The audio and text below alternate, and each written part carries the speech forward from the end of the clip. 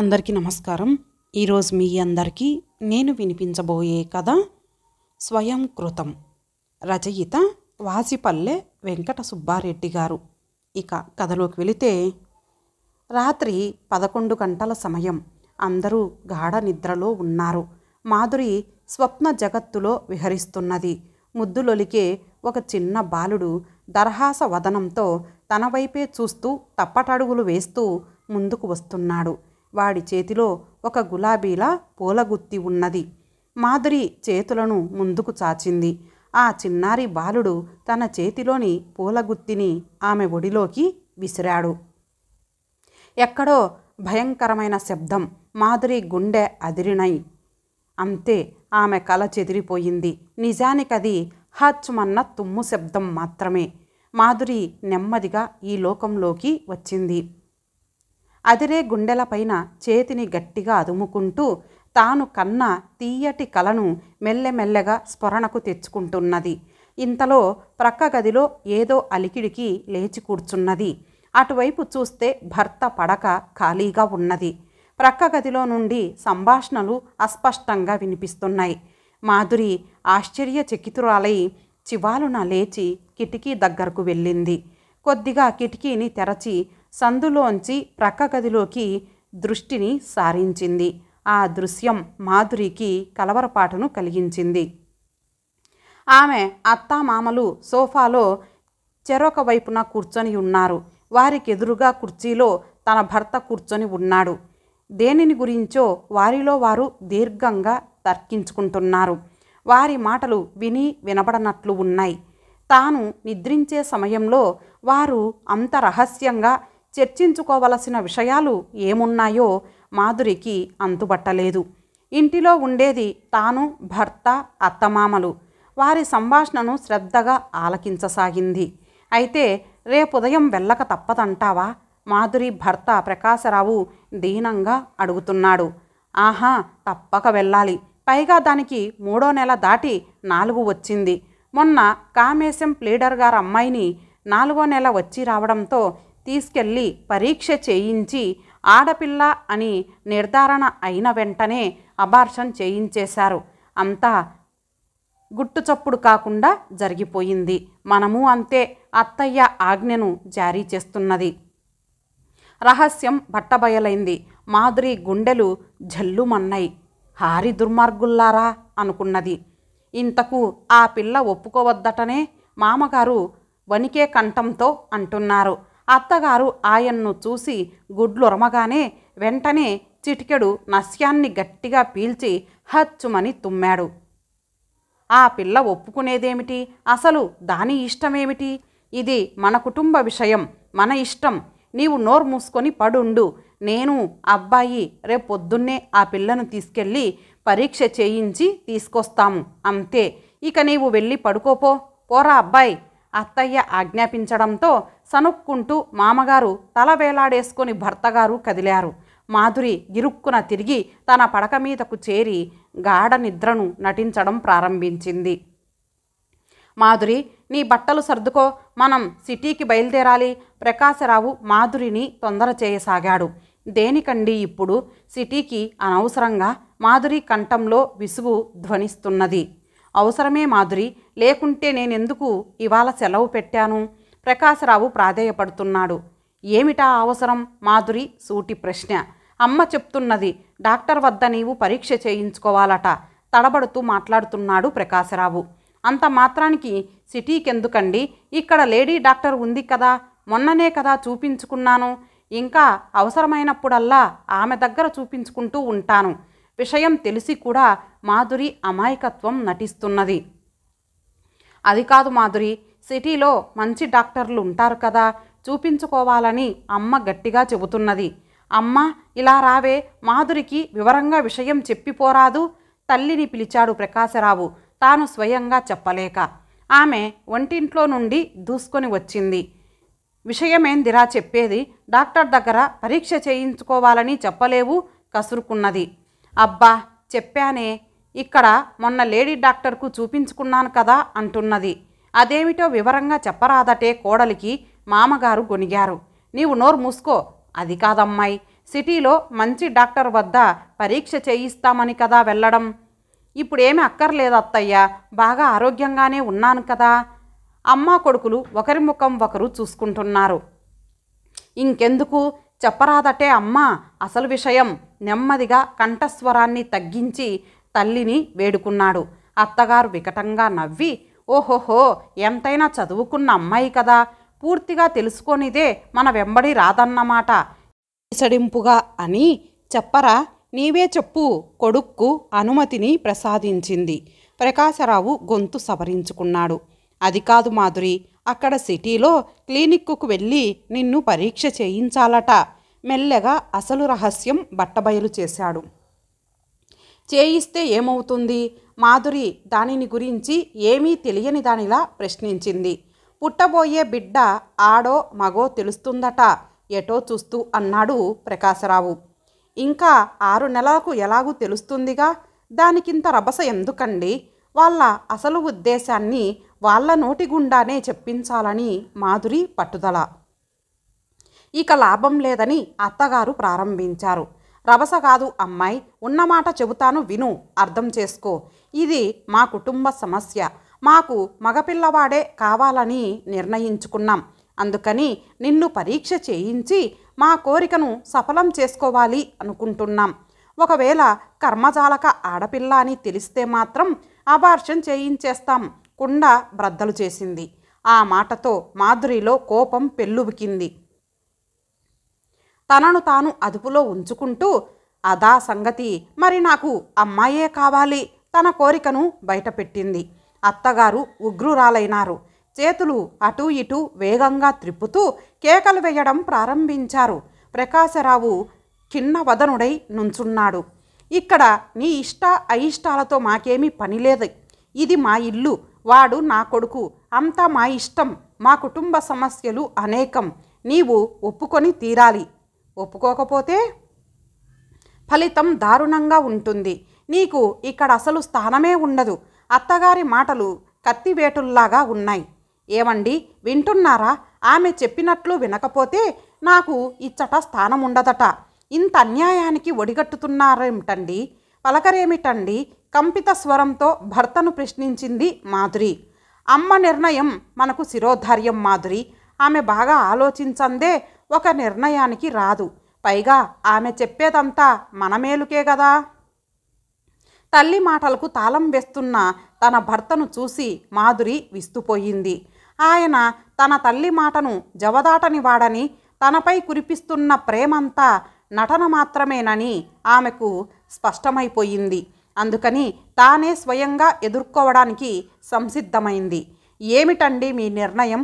పుట్టబోయేది ఆడపిల్లని డాక్టరు నిర్ధారిస్తే నిర్దయగా దాన్ని ఆదిలోనే అంతమొందించడం మంచిది కాదండి. ఎందుకండి మీరు ఇంత దారుణానికి ఒడిగడుతున్నారు అని నిలదీసింది మాధురి. మాధురి గట్టిగా మాట్లాడటం అత్తగారికి అవమానంగా తోచింది. ఎందుకలా గొంతు చించుకుంటావు? మా కుటుంబ పరిస్థితులు నీకేం తెలుసు? మేము మా 3 అమ్మాయిలకు పెళ్లిళ్ళు చేసేటప్పటికీ మాకున్న ఆస్తులన్నీ హారతి కర్పూరంలాగా హరించుపోయినాయి. ఇప్పుడు వీడు ఈ ఒక్క నలుసుకు ఈ ఇల్లు మాత్రం మిగిలింది. ఇక వీడికి మరలా ఆడపిల్లలు పుట్టుకు వస్తే వీడు ఎక్కడి నుండి వాళ్లకు కట్నాలు తెస్తాడు, పెళ్ళిళ్ళు చేస్తాడు? ఈ రోజుల్లో కట్నాలు లేందే పెళ్ళిళ్ళు కావనే సంగతి నీకు తెలీదు. నీవు ఆడపిల్లవు కాదు. వాడి జీతమంతా మీ ఇంటి ఖర్చులకే సరిపోతున్నది కదా, ఇక మిగులు ఎక్కడిది? అందుచేత ఇక మీదట మన ఇంట ఆడపిల్లలు పుట్టడానికే వీల్లేదు ఖండితంగా చెప్పేసింది. మాధురి కొంగును బొడ్లో దోపుకొని అత్తగారి ముందుకు చెంగున దూకి, అందరూ మీలాగే సంకుచితమైన బుద్ధులతో ఆలోచిస్తే అసలు స్త్రీజాతే నశించిపోతుంది. నీ కొడుక్కు సంతానం మగబిడ్డే కావాలి, వాడికి మాత్రం పెళ్ళాం ఆడపిల్ల కావాలి. కానీ అప్పటికి ఆడపిల్లలు ఎవరూ మిగిలి ఉండరు. పిందె దశలోనే వారిని త్రుంచివేస్తుంటే ఇంకా ఎక్కడ దొరుకుతారు? అసలు దుష్టపూరితమైన ఈ భావనే మానవ జాతికి కలంకం. మానవ సమాజాన్నే కూలద్రోయబూనే ఈ దుర్మార్గాన్ని అరికట్టడానికి సమాజోద్ధారకులంతా తమ దృష్టిని తప్పకుండా ఈ వైపు కేంద్రీకరిస్తారు.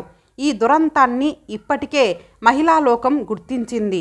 కొన్ని ప్రాంతాలలో ఇటీవలనే ఈ పరీక్షలను నిషేధించారు. దేశమంతటా ఈ చట్టం అమలు కావడానికి స్త్రీ జాతంతా నడుము కట్టి ఏకత్రాటిపై నిలువబడి ఆందోళన జరిపి విజయాన్ని సాధించేదాకా నిద్రపోరు. ప్రకృతి అనుగ్రహించే సంతానాన్ని దుర్బుద్ధితో కాలరాయబూనే ఈ పైశాచిక పరీక్షలను నిషేధించే కఠినమైన చట్టాన్ని తెచ్చేదాకా విశ్రమించరు. ఆయాసంతో మాధురి గుండెలు ఎగిరిపడుతున్నాయి. ఆవేశంతో ఊగిపోతున్నది. ఇది చూసిన అత్తయ్యకు కోపం కట్టలు తెంచుకున్నది. కొడుకును చూపుడు వ్రేలితో గుచ్చుతూ, ఒరే చూసావటరా దీని పొగరు, మనమేదో గుట్టుచప్పుడుగా జరిపించేద్దాము అనుకున్నాం. ఈ విషయాన్ని ఎంత రాద్ధాంతం చేస్తున్నదో. లోకంలో ఉండే ఆడంగులంతా చేరి చట్టం చేయిస్తారట చట్టం. అందుకనే నేను పెద్ద చదువులు చదివిన పిల్లను చేసుకోవద్దు అంటే వద్దన్నాను. కానీ నువ్వు వినలేదు, కావాలని చేసుకున్నావు. అనుభవించరా మూర్ఖుడా. అత్తగారి కళ్ళ నుండి అగ్నికణాలు రాలుతున్నాయి. మాధురి, అమ్మ మాట నీవు తప్పక విని తీరాల్సిందే. పాపం ప్రకాశరావుకు గట్టిగా ఆ మాట అనక తప్పలేదు. మాధురి క్రోధావేశాలను అణచుకోలేకపోతున్నది. ఏమండి, మీ జ్ఞానం ఏమైందండి? విజ్ఞానవంతులైన మీరు ఆమెకు వంత పాడతారా? ఇది చాలా అన్యాయం, అమానుషము, అపవిత్ర కార్యమండి. ఏమండి, ఈ ఒక్క విషయంలో మీరు నాకు అనుమతిని ప్రసాదించండి. మీరు నన్ను ఉద్యోగం చెయ్యవద్దు అన్నారు. వచ్చిన అవకాశాన్ని జారవిడిచానా చెప్పండి? భర్తను ప్రాధేయపడింది. మా పరిస్థితులను కూడా అర్థం చేసుకో మాధురి. ప్రకాశరావుది అదే పాట. అర్థం చేసుకునే మిమ్మల్ని అర్థిస్తున్నానండి. నా కోరికను మన్నించి మీ నిర్ణయాన్ని మార్చుకోండి. లాభం లేదు మాధురి, తల అడ్డంగా ఊపాడు ప్రకాశరావు. అంతేనన్నమాట. సరే, నా నిర్ణయము మారదు. ఆ పైశాచిక పరీక్షలకు నేను పూర్తిగా వ్యతిరేకిని. కాబట్టి మీ కోరికలు నెరవేరడం అసంభవం, గట్టిగా అంది మాధురి. వాడి అలుసు చూసి నీవు రెచ్చిపోతున్నావు. అమ్మాయి, ఇది నీకు క్షేమం కాదు. ఇప్పటికైనా మించిపోయింది లేదు. నా మాట విని ప్రయాణం కా. అత్తయ్య గారు సామధాన భేద దండోపాయంలో ఆరితేరినవారు. అది ఎప్పటికీ జరగని పని. తల అడ్డంగా ఊపింది మాధురి. అంతేనంటావా? సరే, అనుభవిస్తావు. పదరా పద, వెళ్ళిపో నీవు ఆఫీస్కు. చెరచెరా లోపలికి నడిచారు అత్తగారు. ప్రకాశరావు మాధురి వైపు కన్నెత్తి కూడా చూడకుండా పౌరుషంగా వెళ్ళిపోయాడు ఆఫీస్కు. మామగారు తాపీగా ఒక్క పట్టు నస్యాన్ని పీల్చి హచ్చుమని తుమ్మాడు. ఆ దెబ్బకు చేతిలో పేపరు ఎగిరిపోయింది. ఆనాటి నుండి మాధురికి కష్టాలు ఎక్కువైనాయి. సుఖశాంతులు పూర్తిగా తొలగిపోయినాయి. పని మనిషిని మానిపించేశారు.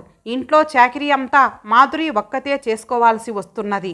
అత్తగారు పలుకరు, మామగారిని పలకనివ్వరు. ప్రకాశరావుకు ఏమి నూరిపోసిందో ఏమో, మాధురి వైపు కన్నెత్తి చూడటానికే భయపడుతున్నాడు. ఆమెకు దినమొక యుగంలాగా గడుస్తున్నది. అనురాగం, ఆప్యాయతలు లేని ఈ కొంపలో బ్రతకడం దుర్లభం అని తెలుసుకున్నది. ఈ బాధలు పడలేక తనకు 5వ నెల వస్తూనే పుట్టింటికి ఉత్తరం రాసింది. వాళ్ళ నాన్నగారు ఆమెను తీసుకొని వెళ్ళడానికి వచ్చారు. ఇంట్లో ఎవ్వరూ ఆయనను పలకరించలేదు. విషయం ముందే తెలుసు కాబట్టి ఆయన కూడా వాళ్ళింట్లో పచ్చి మంచినీళ్లను సైతం ముట్టలేదు. టీ బంకులో టీ తాగి వచ్చాడు. అమ్మాయిని ప్రయాణం చేయించాడు. వారు బయలుదేరే సమయంలో మాధురి భర్త, అత్తమామలు వరండాలోకి వచ్చి నుంచున్నారు. అమ్మాయి, నీవు మా మాటను తిరస్కరించి నీ ఇష్టానుసారం ప్రవర్తించి ఇప్పుడు మీ నాన్నతోటి పుట్టింటికెళుతున్నావు. కానీ చెబుతున్నాను విను. మాది ఒక్కటే మాట, ఒక్కటే నిర్ణయం. నీవు ఆడపిల్లను చంకనబెట్టుకొని ఈ గుమ్మం తొక్కడానికి వీల్లేదు, గుర్తుంచుకో. ఆమె కంఠస్వరం తీవ్రస్థాయిలో ఉంది. మాధురి కళ్ళ నిండా నీరు నింపుకొని భర్త వైపు చూసింది. అమ్మ మాట మీరడానికి నా తరమా అన్నట్టు తలను దించేసుకున్నాడు. మామగారి ముఖంలో మాత్రం విచారం స్పష్టమవుతున్నది.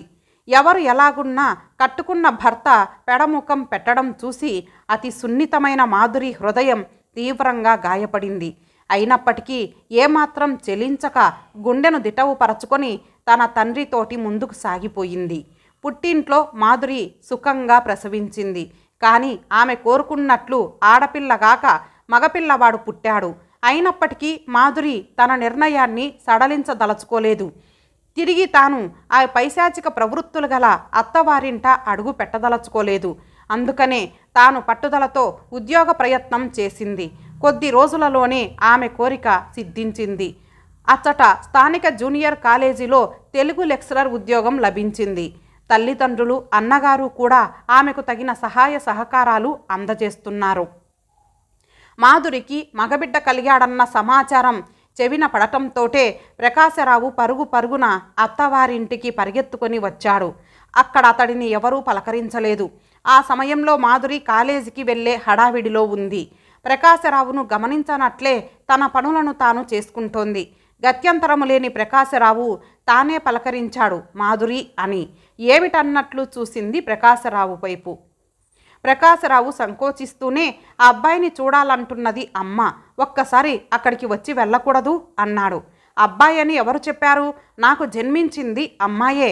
ఆడపిల్లను చంకన పెట్టుకొని మీ గుమ్మం తొక్కవద్దన్నారు కదా, అంచేత ఇంకెలాగూ మీరు ఇంటికి రానివ్వరు కదా అని నేను నా కాళ్ళ మీద నిలవబడే మార్గాన్ని వెతుక్కొని ఎలాగో కాలాన్ని వెళ్ళదీస్తున్నానులేండి. నాకు టైం అయ్యింది, వెళ్తున్నాను, ఇక దయచేయండి అన్నట్లు చురుకుగా చూసి విసురుగా వెళ్ళిపోయింది కాలేజీకి మాధురి. ప్రకాశరావు లోపలికి తొంగి చూడబోయేసరికి అత్తగారు టప్ మని తలుపు మూసుకున్నారు. ఇక లాభం లేదు అనుకొని ప్రకాశరావు నిరుత్సాహంగా నిరాశతో వెనుతిరిగాడు. అయినా తన బిడ్డ ఆడ మగ అనే అనుమానం మాత్రం పీడిస్తూనే ఉన్నది. అంతా స్వయం కృతాపరాధం మరి. ఇంతటితో ఈ కథ సమాప్తం. మరలా మరొక మంచి కథతో కలుద్దాం. అంతవరకు సెలవు. నమస్తే.